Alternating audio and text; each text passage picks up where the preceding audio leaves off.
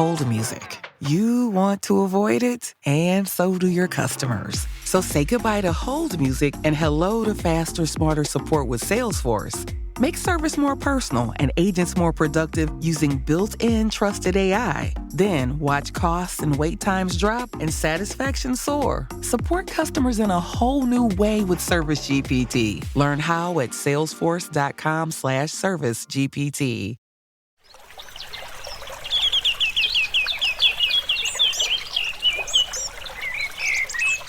Welcome to NatureBacked podcast of Single Earth. In this podcast series, we are talking with investors about their vision of the new green world. My name is Tarmo Virki, and in this episode, I'm talking with Juho Risku from Butterfly Ventures. Enjoy the show. Hey there! I hope you're enjoying the NatureBacked podcast. I'm Merit. I'm the CEO and co-founder of Single Earth, and we're a team of more than 70 people building a nature-backed economy. And if that sounds crazy enough for you, then join us. Sign up at single.earth to be among the first to get access to our nature-backed tokens. And let's talk more on our Earth Savers Discord channel. Enjoy the show. Hello, Juho. Welcome to the NatureBacked show. Thanks. Glad to be as a guest. Tell us a few words about Butterfly Ventures. What do you guys do, and where in the whole thing is the butterfly hidden? So Butterfly Ventures is one of the leading seed entry VC funds focused on the Deeptech in the Nordics and Baltics. We invest in the early stage, typically early seed is the stage where we do the kind of a first ticket. And typically we invest into technology-heavy, science-backed startup companies. We've been investing since 2012 when we got founded, and this team, the four partners, have experience investing over 80 portfolio companies a year, not year, but overall. And in coming years, we just closed in the summer our Fund 4. And in the coming years, we are planning to do 10 investments a year for the next 4 years from the latest fund generation. And pretty much the same focus: deep tech hardware, also software deep tech, obviously, but we don't shy off from the hardware cases as well. And across the Nordics, always placing the first ticket at seed or early seed. And, that's what we've been doing last 10 years. And you're still around, so you must be doing something right? I certainly hope so. And at least I think our portfolio founders, at least the stories that and the fact that we get quite a bit of deal flow through our portfolio founders suggest that at least we haven't done everything entirely wrong. The early stage deep tech investing, it must be horribly difficult. How do you evaluate the teams? I mean, they are, typically probably pre-product or some really early fragments of the product, and maybe part of the team is there, but probably not always the whole team. And looking from outside, it seems really challenging. There are, of course, challenges, and there are, of course, peculiarities that you have to kind of take into account. And there are certain things that kind of help us in that process. I've been entrepreneur myself since -- so basically throughout my professional career, I've been a startup entrepreneur. Butterfly is a fourth startup I have been involved as a founder. And of course, kind of understanding how things look like from the entrepreneur's point of view helps a lot. Of course, the fact that the team in general has a kind of a wide variety of different backgrounds. Tanya, originally from the US, having a little bit of a investment banker type of a background. Ville coming from the sort of a more legal tech management side of things. And Matti having a kind of this sort of a more serious management background, like he was a CEO of a listed software company, as well as built a sales network for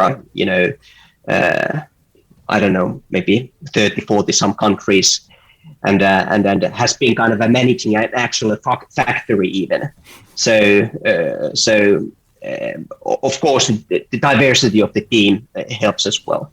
But kind of a big thing that makes us somewhat different from most other funds is that we started from investing very early, and we started in a way that we had to build processes that actually work, and the kind of a systemic approach and having a process in place that's built for investing early stage companies and has kind of a systemic thinking behind that what kind of a mechanics the process has to have in order to sort of yield good investments.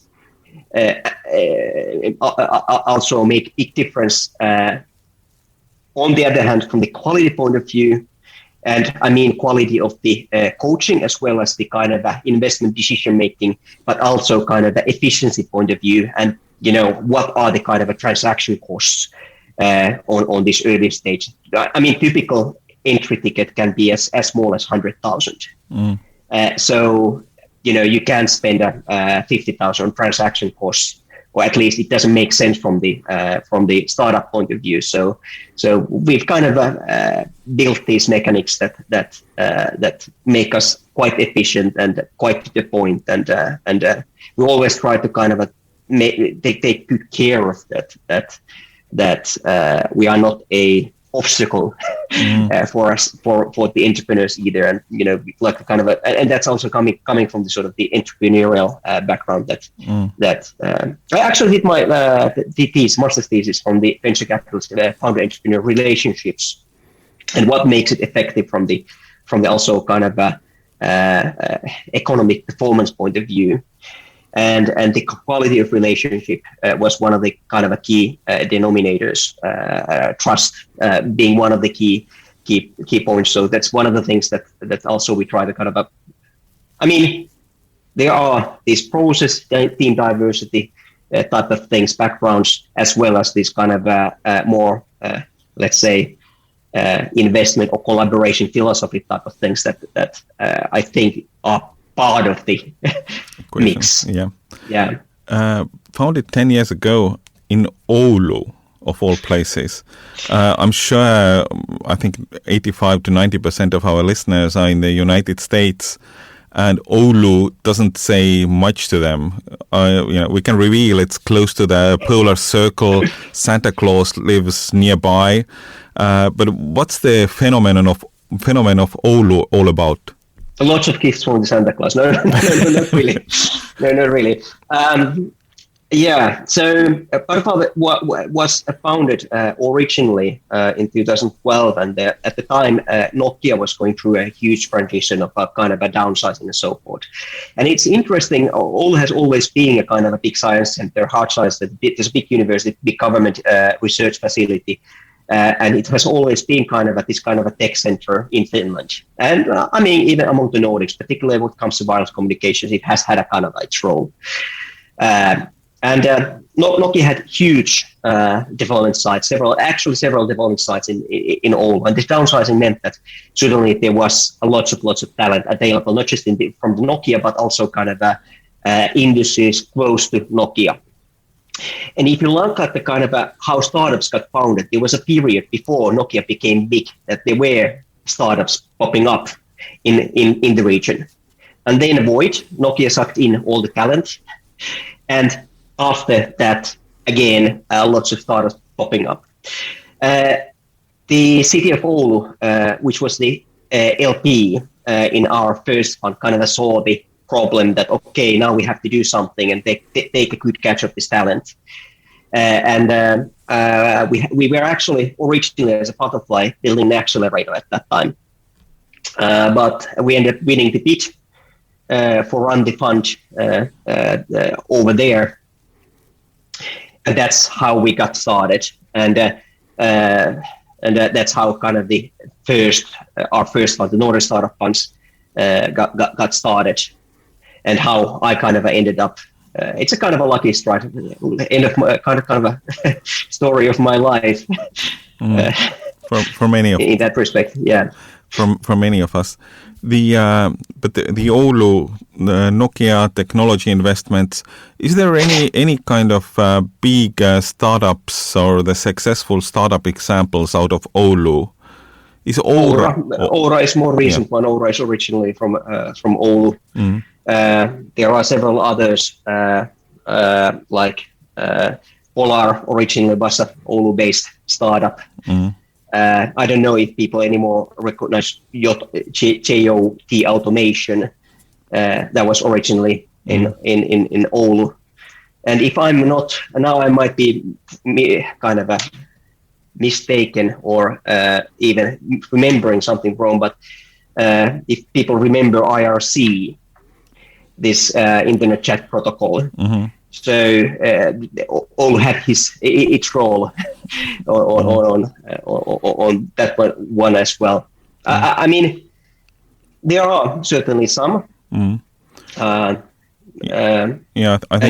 I think from the recent one, the smart ring maker Aura is probably one of the best. Most well known, most well known, of the recent ones, yes. Definitely. But the new fund number 4 this summer launched. What's the philosophy of the fund number 4, and how much money there is to give, and to what kind of companies? Yeah, so we were, despite the not so easy fundraising environment, I mean, we started the fundraising like 2 weeks off, seriously kind of contacting LPs 2 weeks after and 2 weeks after COVID hit in.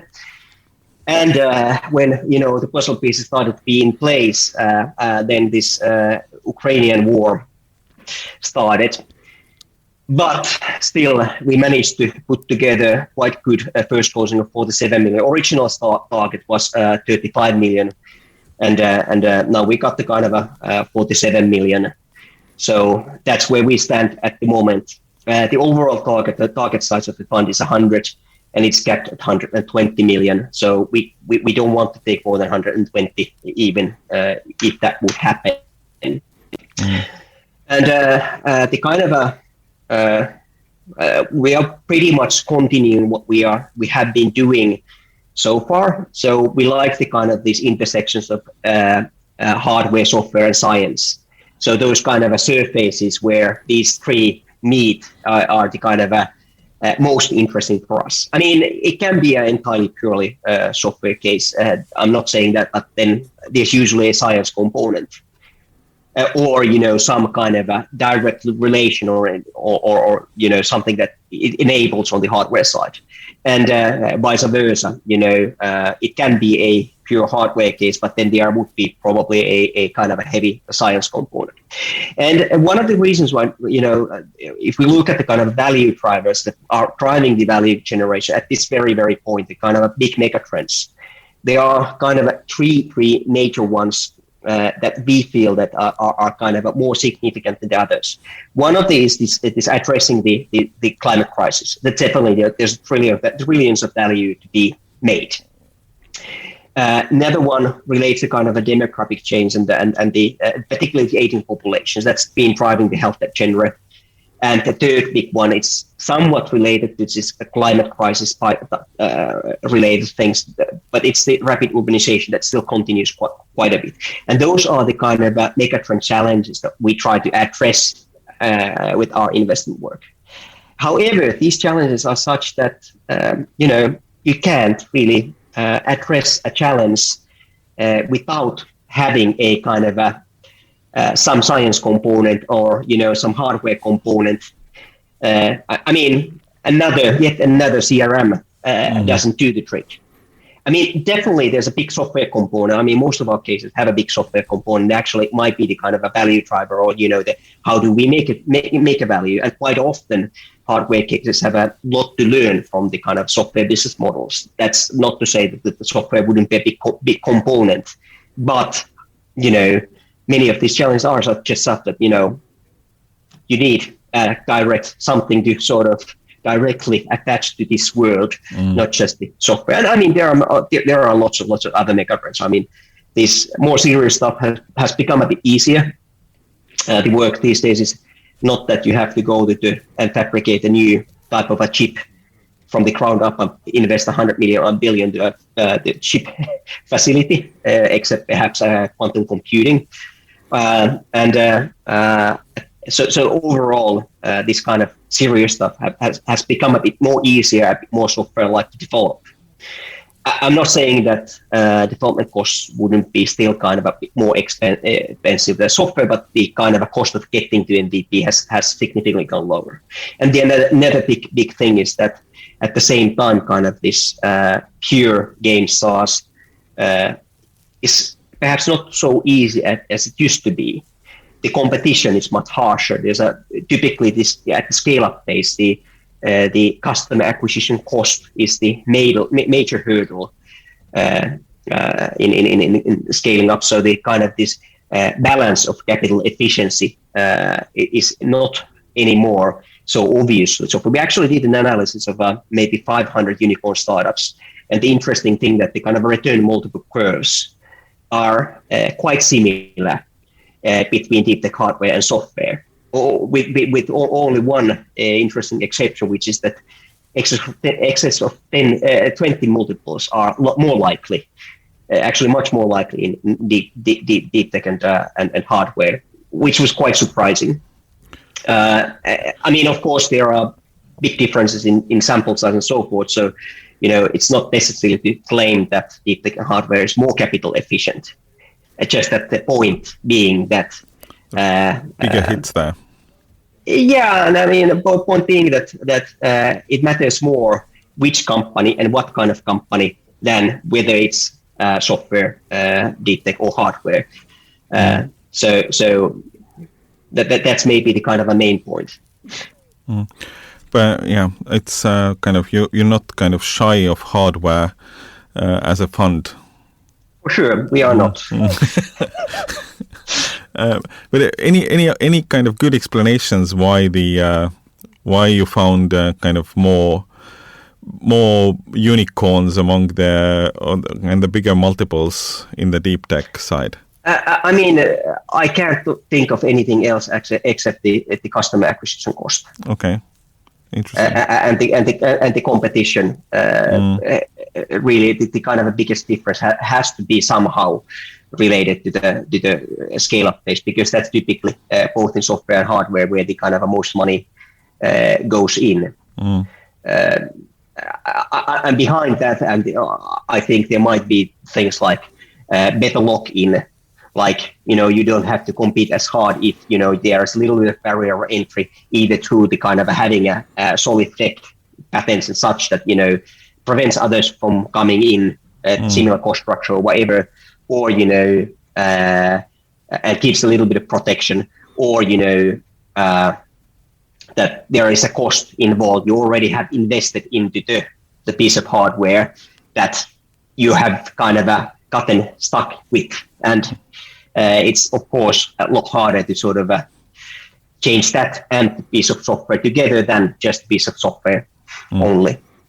Could it be that from the looking at it from the kind of entrepreneur side, one would think that in the Deeptech early stage investment phase, there is not as much VCs out there who. Oh, sorry. Yeah, that's actually that's actually in the early stage. That's actually behind the multiples. That's actually a very important factor. And to be honest. I thought only about the scale-up phase, but that's been one of our major sales arguments, that there's like 2 to 3 times at least less competition in our segment, which obviously means that entry valuations are a little bit better in check. And also that you end up investing in the better cases because the competition is not as fierce. Yeah, exactly. There's more room to kind of a maneuver, I guess. And along those lines, perhaps also that together with the little less competition and that slightly not a hugely more expensive kind of a cost base to the MVP might actually induce more collaboration between the investors as well, which means that that more often in these cases there is actually a syndicate, and at least according to research I've come across, the syndicates tend to perform better than non-syndicated deals overall. Okay, interesting. The raising a fund over COVID. Tell us a few words about it. I mean, I would assume it's not the most usual fundraising effort as such. Extremely difficult. I mean, we are essentially selling a product that requires establishing a kind of a very, very solid trust. I mean, it's like any fundraising. Even startup fundraising, there has to be trust between the entrepreneur and the kind of investor, and it's basically the same if VC fund is making it. Whether the trust is based on the prior performance or whatever. Usually, in human relations, there's this kind of a emotional element. And that emotional element is very, very difficult to convey without actually physically being present and meeting and kind of being able to involve together and kind of feel that, okay, there is a connection and I trust these guys. And yes, it is indeed extremely difficult to sort of call around Skype and Teams and try to convince LPs that, we are a trustworthy piece, particularly because we went a significantly larger fund size. So, the fund 3 was 15 million, and now we are on the 47 already and aiming at the 100. So we are kind of we couldn't just go back to the existing LPs. A fair amount of them, by the way, are of course invested also in current fund, but we had to expand significantly the LP base and also reach out kind of a different types of investors who kind of place bigger tickets so that you can get the kind of this size of a fund together. So it was, honestly speaking, difficult. And even though my friends say that I'm pretty okay at selling stuff, I don't like selling stuff. Well, so, I mean, if it's a good stuff, then it's not that problematic to sell it, even if you're not a born salesman. I wanted to ask you how much did it help that you're kind of focusing on the big trends like climate and what's this beautiful phrase for the aging population also? I mean, it should be kind of, or it has been relatively popular among the investors lately. Yeah, we were kind of lucky that we started doing this stuff already, way back. And we're kind of lucky that I mean, the Deeptech has been coming up, this addressing climate crisis type of stuff has been coming up. COVID actually emphasizes the need for the kind of a more on the health investment on the health tech side, and even this Ukrainian crisis has kind of emphasized this green transformation towards the kind of away from the fossil fuels and so forth. So from the focus point of view, we were kind of lucky, and the fact that we've been doing this for a while also helped a lot. We knew kind of what we were talking about, and we had made our research on sort of not just that, okay, these are the megatrends, but also kind of why and what's the kind of a reasoning behind the kind of investment pieces. I also think that there was this kind of a period. We had 18 months during which we did 5 or 6 exits. Before that, perhaps the track record was a little bit thin. After that, things started moving quite significantly, and again, the timing played a little bit of role because after it started to be clear that we've sort of passed the COVID crisis. There's usually after all of the crisis, there is this ramp-up period. After a little bit before we are past the crisis, sort of those that have money and those that are kind of looking for a position to start really getting bigger and stronger, they start buying stuff. So there was a kind of exit spree that unfortunately ended when Russia attacked Ukraine. But now in the summer or late summer of 22, markets crashed in the spring. There's been, some say they've bottomed out. Some say there's many more crashes to come. At least valuations must be more favorable for the new fund than they were, 6 months ago. In a way, yeah. On the other hand, the exit valuations that we are also dependent on those previous fund generation may not be so favorable.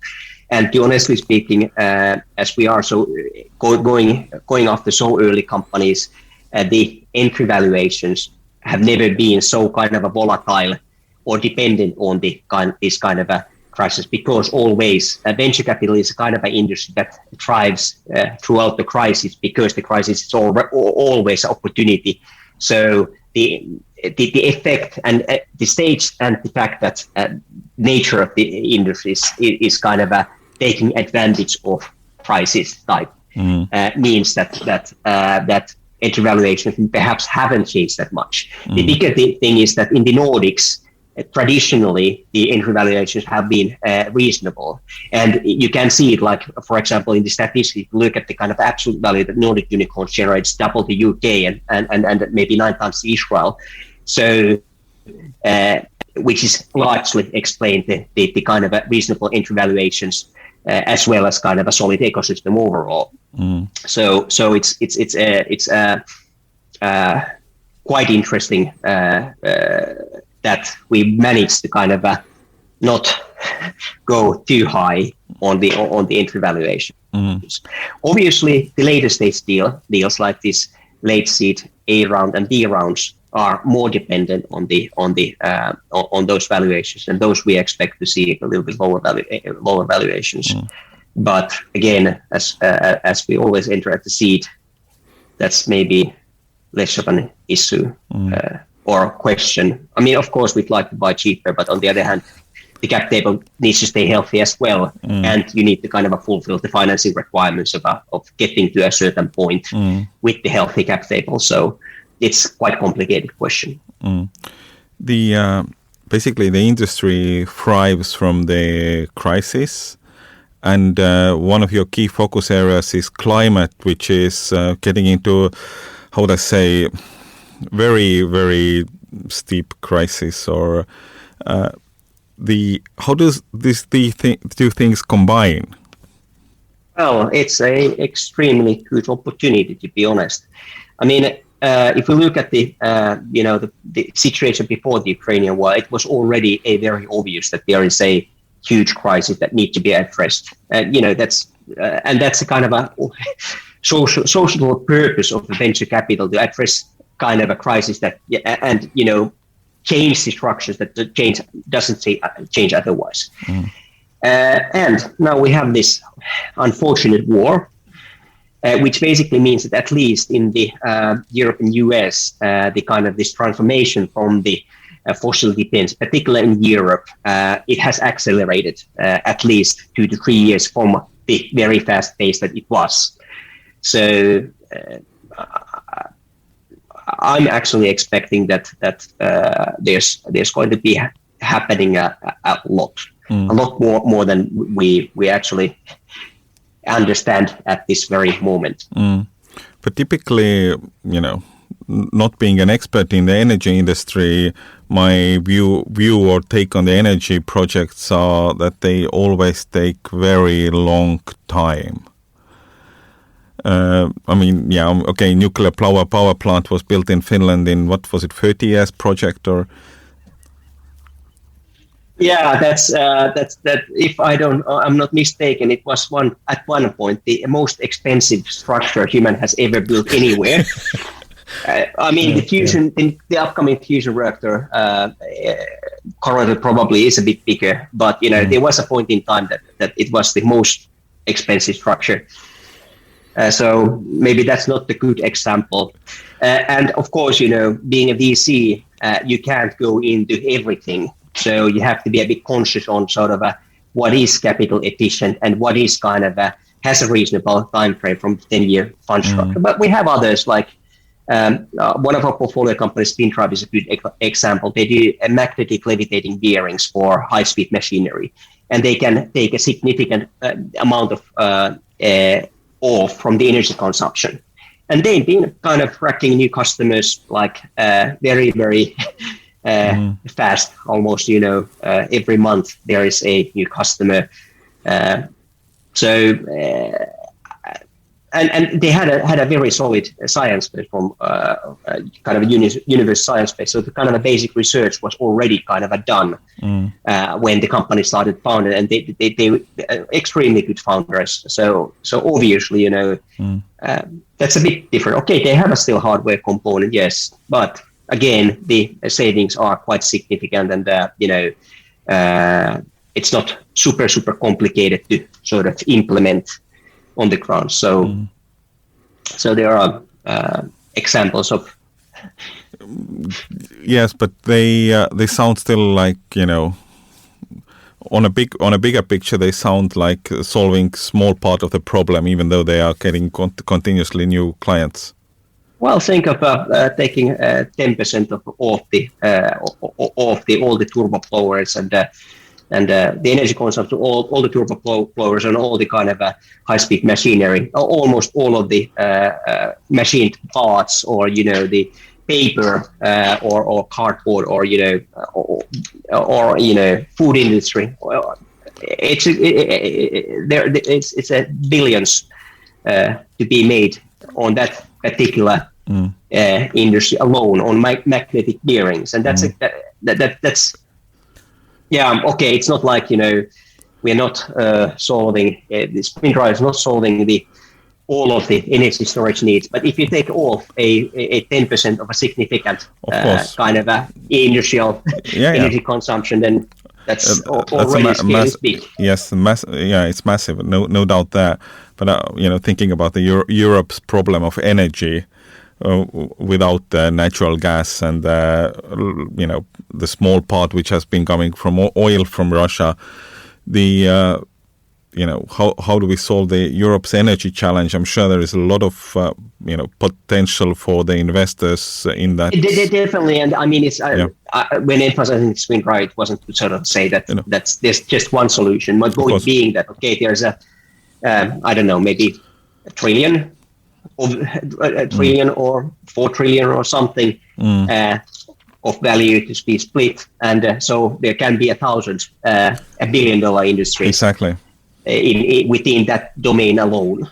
And we invest in the geyser batteries, another good example, supercapacitors that have a kind of a totally different type of energy densities than supercapacitors, so you can actually use it as a storage to shave off the peaks from the grid, or for example, reduce the amount of the size of a cable you need to need for a charging station to be able to charge at whether it's 350 or even higher kind of a power. So we do lots of this stuff on quite wide basis.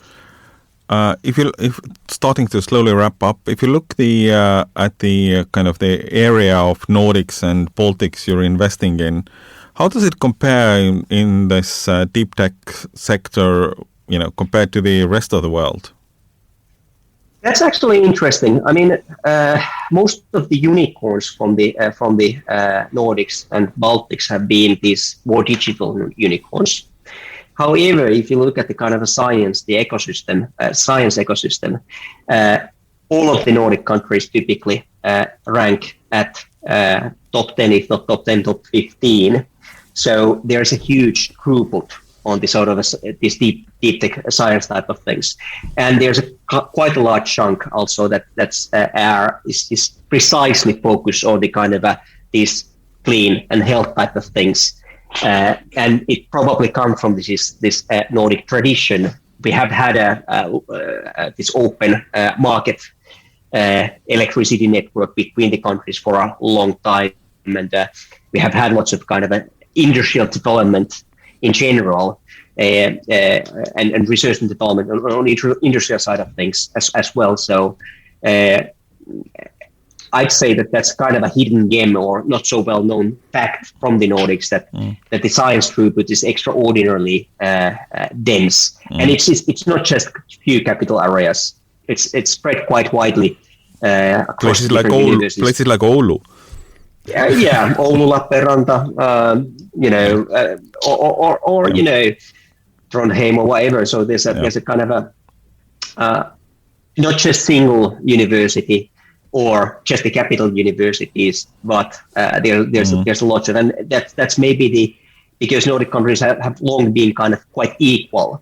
So also the education policy has been quite equal. So there is typically a few universities in each country that are interesting and significant also from their science point of view. Perhaps not as wide science kind of a cavalcade of different type of things like as in the capital areas, but they are very, very interesting thing. Interesting scene, totally.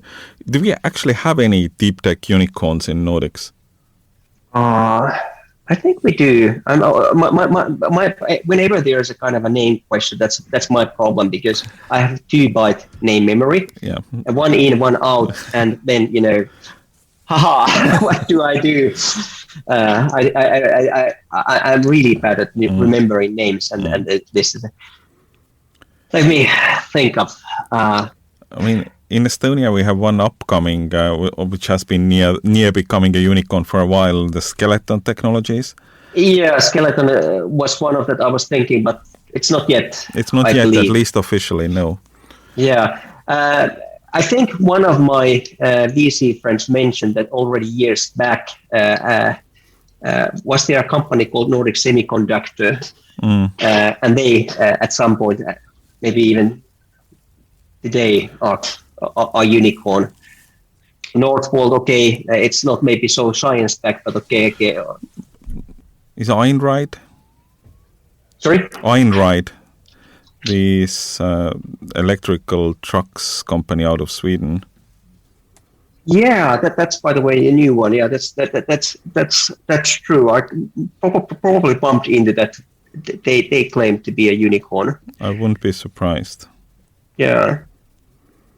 There aren't too many, to be honest, and still the majority of those unicorns are digital companies. But if you look at the kind of back, those digital companies were made 10 years ago, 15 years ago, or even longer.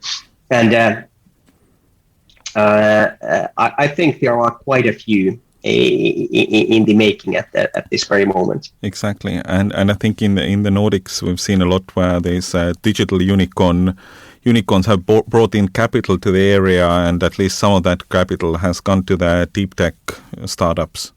Definitely, I think that's, for example, a background of Karma. Exactly. for example, and there are some other examples as well. Maybe wrapping it up, you've said that with the new fund the target is the 10 investments in the year. How it's going? Well, we have just started the first team meetings.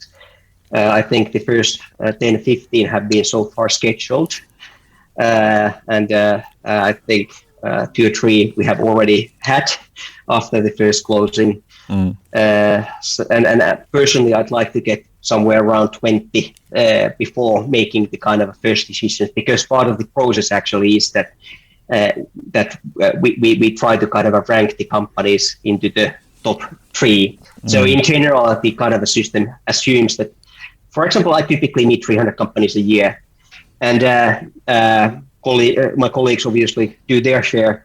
We select roughly 25% of those into these team reviews, and out of those reviewed by the entire team, we try to any given time to close the deal with the top 3 companies. And that's kind of a part of the system. So we are still a little bit ramping up. But I would expect the first few investments to happen in a few weeks' time. Whether it's a mid-September or so, that might be possible. It might be end of September, but so in the starting phase. Yeah, pretty soon.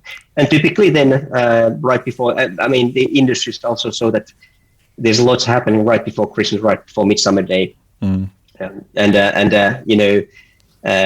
before that, there's lots of kind of happening. And my advice to the startup listeners is that if you're contacting the DC, and it makes sense to kind of start contacting after summer or after Christmas, and not to sort of, I mean, you can contact before Christmas or before summer as well, but then you can't expect too much bandwidth, because, you know, completing the deals is already a huge, and particularly the Nordics is kind of a funny environment in this respect, that it's quite pronounced. I mean, even if we work throughout the summer and kind of completing the deals, it's very difficult to get everybody on board. And for example, many of our LPs, some insurance companies, don't accept drawdown requests during their summer breaks. So it's kind of difficult to get things happen, and that's led to a dynamics where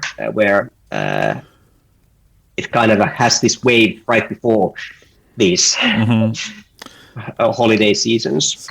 So you know, now when we're recording this is August, so I have to wish you a Merry Christmas and many deals for the December and November, right? Lots of deal flow. Deal flow is where we live off. So deal flow is very, very important. Of course. Good. Thanks, Juho, for your time, and you know, Merry Christmas, right? Thanks, and hopefully we'll stay in touch also in the future. Absolutely. Cheers. Thanks. Bye. Join us again for the next episode. Thank you for listening. If you like the show, please give us a good rating and leave the feedback in your podcast player so others will find it too. We will be back next week. Turn on to NatureBacked podcast.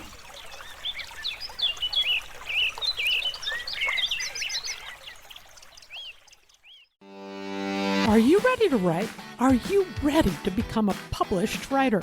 Then tune in and take notes, because each week on Simply Write with Polly, we cover writing craft, the ins and outs of running a writing business, and we'll also hear from some big name authors about how they get their work done and published so that we can learn to do it too. Join us each week right here on the Creators Network of Electrocast for Simply Write with Polly. Today is working for me. Do you believe that for yourself? Hey, I'm Pastor Julie, and I want to empower you through encouragement.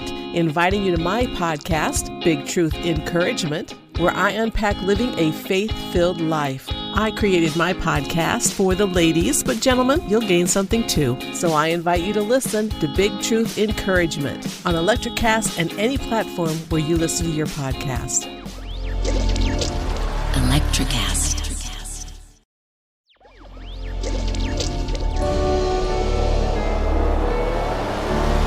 Electrocast.